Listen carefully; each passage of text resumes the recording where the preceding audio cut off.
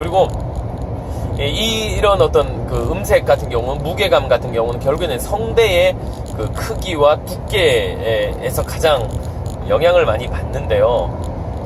그 우리가 뭐 현악기의 현을 가지고 좀 비유를 해보면 됩니다. 좀 두꺼운 줄은 아무래도 저음을 잘 내게 돼 있고요.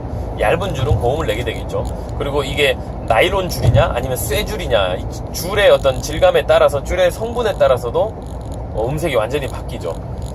저 같은 경우는 제가 대학생 때 그냥 목을 잡았던 잉골라 테너, 그때는 뭐 고음도 전혀 내지 못했던 그냥 예쁘게만 흉내내던 테너였다가 이 후드를 떨어뜨리고 이제 목을 열기 시작을 하면서 저음이 나기 시작해서 바리톤으로 내려갔어요. 고음을 일단 잘 못 냈었기 때문에 저음을 내기 시작하면서 이제 바리톤으로 이렇게 활동을 하다가, 바리톤으로 가니까 뭔가 만족이 안 됐어요. 이 음색이 바리톤으로서 꽉 차 있는 그런 바리톤이 안 되기 때문에 계속 그런 갈등 한 10년 정도까지, 제가 다시 테너로 바꾼 게 32살이었거든요. 그러니까 아주 늦은 나이에 테너로 바꿨죠. 바리톤으로 이제 유학 가서 한 7년 반 넘게 계속 활동을 했었고, 오페라도 데뷔하고 콩쿨도 뭐 8번을 입상을 했었을 정도로 나름 바리톤으로 잘 활동을 하고 있다가 계속 제 안에 풀리지 않는 것들이 있어서 결국에는 이제 테너로 바꾸게 됐는데요. 그러고 나서 제가 이제 이비인후과를 가서 그 제 성대 검사를, 이렇게 소리 검사를 좀 해봤더니 의사 선생님이 그렇게 얘기를 하더라고요.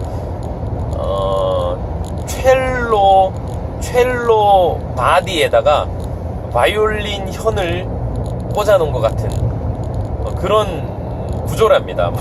좀 이해가 가실지 모르겠지만, 그러니까 제 성대는, 성대 고유 주파수는 테너 같은 주파수가 있는데, 그 주변을 둘러싼 어떤 환경이나 그 길이나 뭐 모든 게, 길이, 뭐 구체적으로 얘기하면 길이겠죠. 길이나 이런 것들은 좀 더 바리톤적인, 좀 더 긴, 일반적인 테너보다 좀 더 긴 그런 구조를 가지고 있다는 거예요. 이게 독이 될 수도 있고 득이 될 수도 있는 거예요.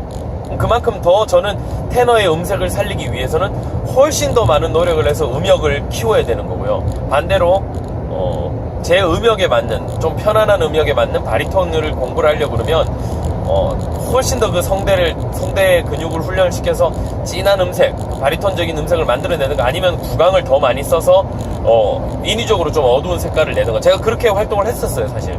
좀 더 인위적인 소리, 그냥 내추럴한 소리가 아니라 이렇게 만들어낸, 좀 더 바리톤적인 소리를 내기 위해서, 캐릭터를 만들어내기 위해서 그렇게 더 많이 이렇게 인위적인 어떤 효과를 만들어내야 되는 거죠. 이게 제가 이제 선택해야 되는 부분이에요. 근데 어떤 것도 사실은 정답이라고 얘기할 수 없습니다.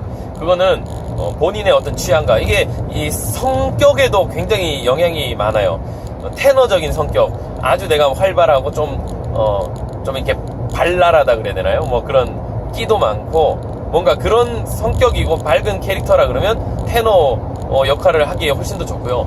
좀 뭔가 나는 내성적이고 좀 중후하고 성격 자체가 막 이렇게 활발하지 않고 약간 그런 무게감 있는 성격이다, 그러면 아무리 테너적인 어떤 음색을 가지고 있다 하더라도 나는 바리톤이 더 어울릴 수 있는 거예요.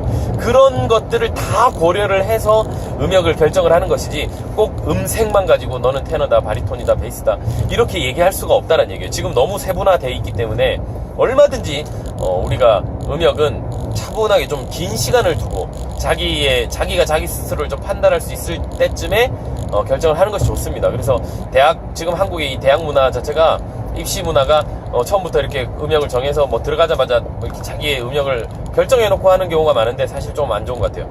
대학 한 3, 4학년 정도 되기 전까지는, 아리아를 부르기 전까지는 그런 거 상관없이 그냥 뭐 저음부터 고음까지 다 계속 이렇게 발성을 훈련하는 그런 교육 프로그램이 되는 게 훨씬 더 좋습니다. 지금처럼 1학년 1학기 때부터 곡을 가지고, 가곡이나 뭐 곡을 들고 시험을 볼 것이 아니라 발성 훈련에 사실은 매진을 해야 돼요. 발성을 최소한 1, 2년 이상은 꾸준하게 발성을 하다 보면 저음도 훨씬 더 풍성해지고요, 고음도 훨씬 더 잘 나게 돼 있어요. 근데 그걸 안 하고 곡을 먼저 딱 한다 그러면 이 곡에 맞는 음역만 자기가 자꾸 공부를 하게 되고요. 내가 뭐 테너다 이러면 테너 위에 것만 더 막 이렇게 집중을 하게 되고, 바리톤이다, 베이스다 하면 거기에 맞는 음역, 저음만 더 이렇게 많이 하려고 그러는데 그런 좀 체계적인 공부가 사실은 필요하죠. 그게 옛날 한참 전성기 때 그 벨칸토 가수들, 벨칸토 시대의 교육법이었어요. 선생님 집에 들어가서 한 2, 3년씩 그냥 같이 살면서 매일 발성만 하는 거예요. 노래는 시키잖아요. 계속 발성만 하다가 어느 순간에 이제 자기 발성이 딱 만들어졌다. 악기가 만들어졌다. 그때 어떤 악보를 내놔도 어떤 노래를 갖다 놔도 자기 음색대로 자기 스타일대로 부를 수 있는 그런 가수가 되는데 그런 투자를 잘 하기 어려운 교육 구조가 돼 있죠. 좀 아쉽죠.